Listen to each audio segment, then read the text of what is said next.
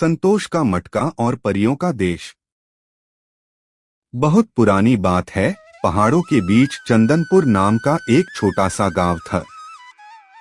उस गांव के लोग वैसे तो ठीक थे, लेकिन उनमें एक बहुत बुरी आदत थी। वे सब बहुत लालची थे। हर कोई बस एक दूसरे से ज्यादा अमीर बनना चाहता था। उसी गांव में रामू नाम का एक अनाथ लड़का रहता था। रामू के पास न तो बड़ा घर था और न ही धन दौलत, लेकिन उसका दिल सोने का था। वह गांव के भूखे जानवरों को अपनी आधी रोटी खिला देता था और हर किसी की मदद के लिए तैयार रहता था। गांव के लोग उसका मजाक उड़ाते थे। गांव का मुखिया हंसते हुए, अरे ओ रामू, दूसरों की मदद ही करता रहेगा तो पूरी जिंदगी भूखा मरेगा। हमारी तरह कमाना सीख। रामू मुस्कुराकर, मुखिया जी, पेट भरने के लिए 2 रोटियां ही काफी हैं। किसी भूखे की दुआ मिल जाए तो दिल भर जाता है। एक दिन रामू लकड़ियां काटने के लिए गांव से बहुत दूर घने जंगल में गया। दोपहर के समय उसे प्यास लगी तो वह एक बहुत पुराने पत्थरों से बने कुएं के पास पहुंचा। जैसे ही उसने कुएं में झांका, उसे किसी के रोने की सुरीली आवाज आई। रामू ने ध्यान से देखा। कुएं के अंदर पानी नहीं था, बल्कि नीचे एक बहुत ही सुंदर चमकदार पंखों वाली नन्ही परी फंसी हुई थी। उसका नाम था झिलमिल। रामू चिंता में कुएं के ऊपर से चिल्लाते हुए, अरे तुम कौन हो और इस कुएं के अंदर क्या कर रही हो? झिलमिल परी रोते हुए, मैं परियों के देश से आई हूँ। कल रात मेरा चमकता हुआ तारा इस कुएं में गिर गया था। उसे निकालने आई तो मेरे पंख इस जंगली बेल में फंस गए। क्या तुम मेरी मदद करोगे? रामू ने बिना सोचे अपनी कुल्हाड़ी साइड में रखी और कुएं के अंदर लटकी हुई रस्सी के सहारे नीचे उतर गया। उसने बहुत आराम से जंगली बेल को काटा और परी को आजाद कर दिया। जैसे ही वे दोनों कुएं से बाहर आए, तुम बहुत अच्छे हो रामू। तुमने निस्वार्थ भाव से मेरी जान बचाई है।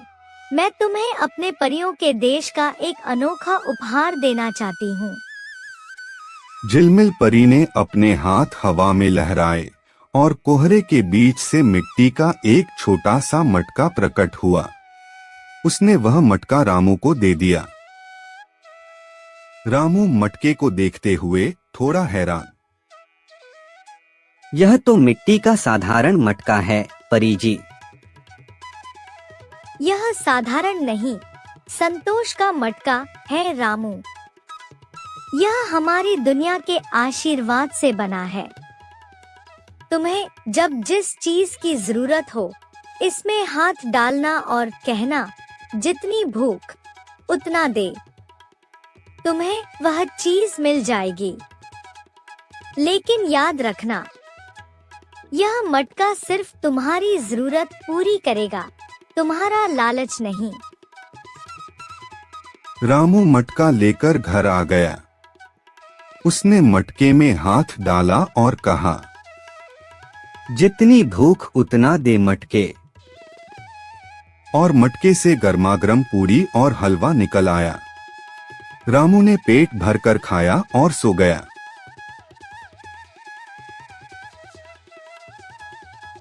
इसी प्रकार रामू को जब भी भूख लगती, वह मटके के पास जाता और अपनी जरूरत के हिसाब से खाना मांग लिया करता।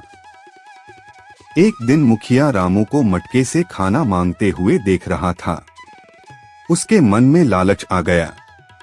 एक रात मुखिया चुपके से रामू के घर में घुसा और वह अनोखा मटका चुराकर अपने महल जैसे घर में ले आया।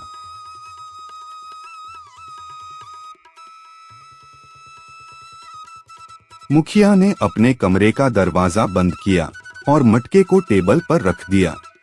मुखिया लालच से आंखें चमकाते हुए, आज मैं इस मटके से दुनिया का सारा सोना निकाल लूंगा।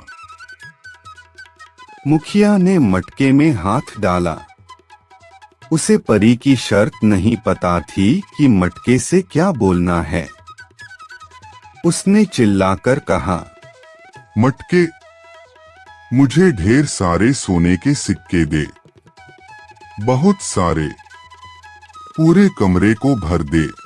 मटके के अंदर से अचानक खन-खन की आवाज आने लगी और सोने के चमकीले सिक्के बाहर गिरने लगे। मुखिया नाचने लगा, लेकिन सिक्के रुक ही नहीं रहे थे। मटके से हजारों लाखों सिक्के लगातार बाहर आने लगे। देखते ही देखते मुखिया का पैर, उसका पेट और उसकी छाती सिक्कों के नीचे दब गई। मुखिया घबराकर चिल्लाते हुए, बस करो मटके, मुझे और सोना नहीं चाहिए, मुझे माफ कर दो, मुझे और सोना नहीं चाहिए, मैं दब रहा हूँ, मुझे कोई बचाओ। लेकिन मटका नहीं रुका, क्योंकि मुखिया ने लालच में आकर असीमित सोना मांगा था। सिक्कों का वजन इतना बढ़ गया कि मुखिया का कमरा अंदर से पूरी तरह ब्लॉक हो गया। अगली सुबह जब रामू अपने बिस्तर से उठा, उसने देखा मटका गायब था। वह समझ गया का काम है। वह दौड़ता हुआ मुखिया के घर पहुंचा, जहां गांव वाले बाहर खड़े थे और अंदर से मुखिया के रोने की आवाज आ रही थी। गांव का एक लड़का रामू से, रामू, मुखिया जी के कमरे से सोने के सिक्के बाहर आ रहे हैं, पर दरवाजा अंदर से बंद है और वह फंस गए हैं। रामू, पीछे हटू, सब मैं देखता हूँ। रामू खिड़की पर पहुंचा। रामू ने खिड़की से अंदर झांका। अंदर सोने के सिक्कों का पहाड़ था, जिसके नीचे मुखिया सिर्फ अपना सिर बाहर निकाल पा रहे थे। रामू ने खिड़की का शीशा तोड़ा। रामू ने खिड़की से अंदर हाथ डाला और ऊंची आवाज में कहा, जितनी भूख उतना दे, अब शांत हो जा मटके। यह सुनते ही मटके से सिक्के गिरना बंद हो गए और कमरे का सारा सोना गायब हो गया। उसके बाद मुखिया और रामू दोनों कमरे से बाहर आ गए। इस पल हवा में एक तेज रोशनी चमकी और झिलमिल परी वहां प्रकट हुई। झिलमिल परी गंभीर आवाज में, मुखिया, तुमने लालच किया, इसलिए इस मटके ने तुम्हें सजा दी।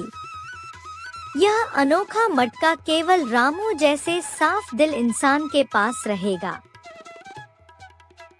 मुखिया ने कान पकड़े और रोते हुए रामू के पैर पकड़ लिए। पूरा गांव चुपचाप खड़ा यह सब देख रहा था।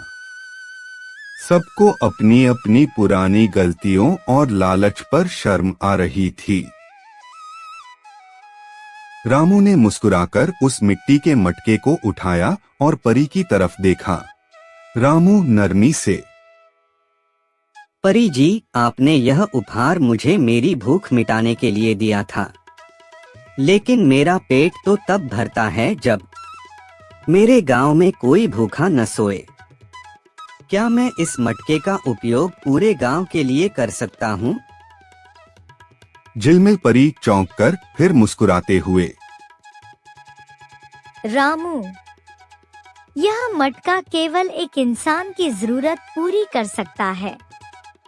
अगर तुमने इससे पूरे गांव की भूख मिटानी चाहिए, तो इसकी शक्ति खत्म हो जाएगी और यह हमेशा के लिए एक साधारण मिट्टी का मटका बन जाएगा। क्या तुम अपनी जिंदगी भर का सुख दूसरों के लिए छोड़ दोगे? पूरे गांव के लोग सांस रोककर रामू के जवाब का इंतजार करने लगे।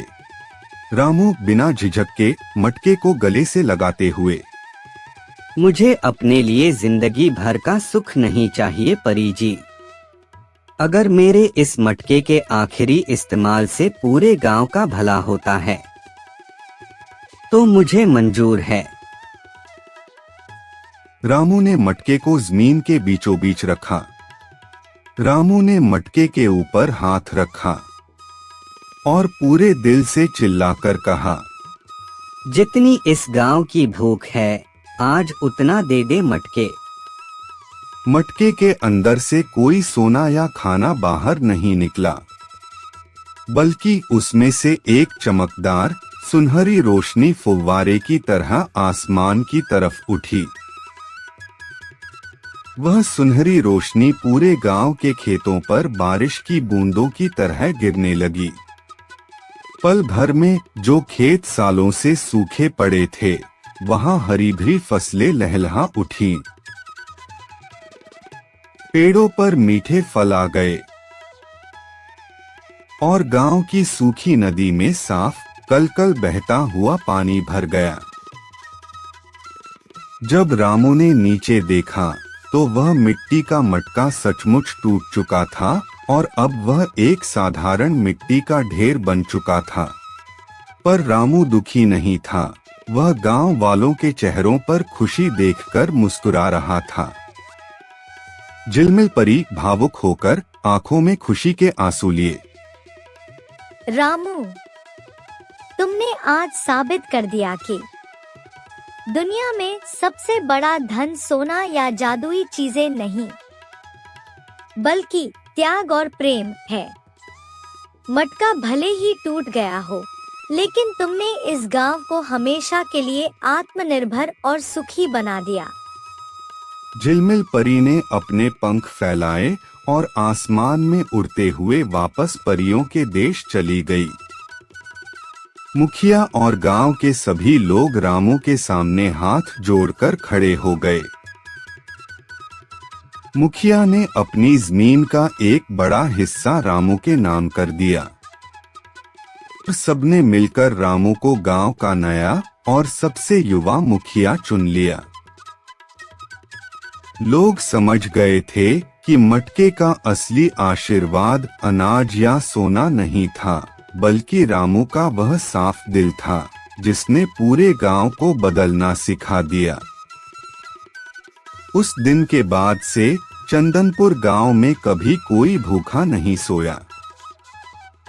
सीख: असली सुख मटके से मुफ्त का खाना पाने में नहीं, बल्कि अपनी मेहनत से लहलहाते खेतों को देखने और आपस में मिल बांट कर रहने में है।